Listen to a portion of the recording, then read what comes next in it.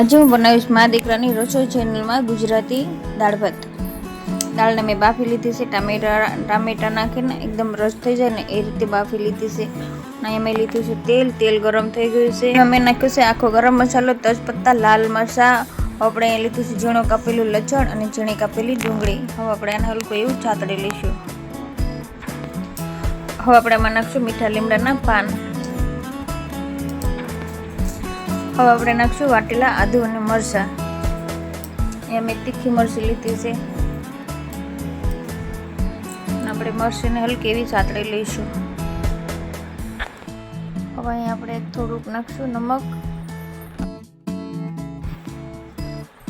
હવે આપણે નાખી દઈશું 1 ચમચી હળદર. હવે આપણે અડધી ચમચી નાખીશું ધાણા જીરું.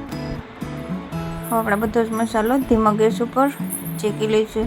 આપણે ગેસ ધીમો રાખશું જેથી આપણો મસાલો છે તળિયે ચોટે નહીં અને આપણો વઘાર છે બળે નહીં. હવે આપણે એમાં નાખી દઈશું જે આપણે ટામેટા નાખીને દાળ બાફીને રાખી હતી ને આપણે નાખી દઈશું દાળ. પહેલાં આપણે નાખી દઈશું થોડીક જ દાળ નાખશું. વઘારમાં મિક્સ કરી લઈશું સારી રીતે.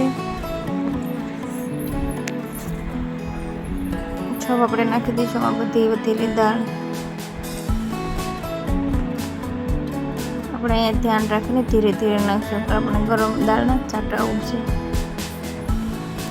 દાળને વઘારમાં એકદમ સારી રીતે મિક્સ કરી લીધી છે. તો હવે અહીંયા આપણે દાળ બનીને તૈયાર છે ગુજરાતી.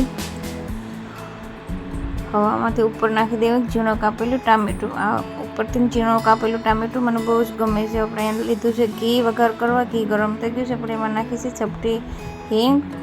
આપણે એમાં નાખીશું રાઈ અડધી ચમચી. આપણે પહેલાં વઘાર કર્યો છે એટલે આપણે આમાં રાઈ જીરું ઓછું નાખશું. આપણે નાખી દઈશું જીરું. તો અહીંયા આપણો વઘાર તૈયાર થઈ ગયો છે. આપણે દાળને ઉપરથી નાખવાનું છે. આપણે ઉપરથી નાખી દઈશું દાળમાં થોડુંક લાલ મરચું. અહીંયા મેં કાશ્મીરી મરચું લીધું છે. આપણે એના ઉપર રાઈ જીરાનો વઘાર નાખી દઈશું.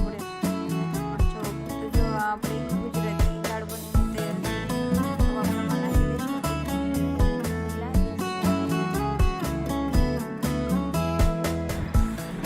જો આપણે અહીંયા લીલા ધાણા નાખી દીધા છે. આપણે ધાણાને દાળમાં મિક્સ કરી દઈશું. જો કેટલી સરસ એવી આપણી દાળ બને છે. નથી બહુ પતલી બને કે નથી ઘાટી બને. અહીંયા મેં એક લીધો છે બાઉલ. આપણે એમાં લીધા છે ભાત. ભાત મેં પહેલેથી જ બનાવીને રાખ્યા હતા. જ્યારે દાળ બફાતી હતી ને ત્યારે મેં ભાત બનાવી લીધા હતા. હવે આપણે અહીંયા દાળ નાખી દીધી છે ભાતમાં ઉપરથી. મસ્ત ગુજરાતી એ દાળ આપણી ખટ્ટી મીઠી બનીને તૈયાર છે ટામેટાવાળી. જો તમને મારો વિડીયો પસંદ આવે તો મારી વિડીયોને લાઈક શેર સબસ્ક્રાઈબ જરૂરથી કરી દેજો.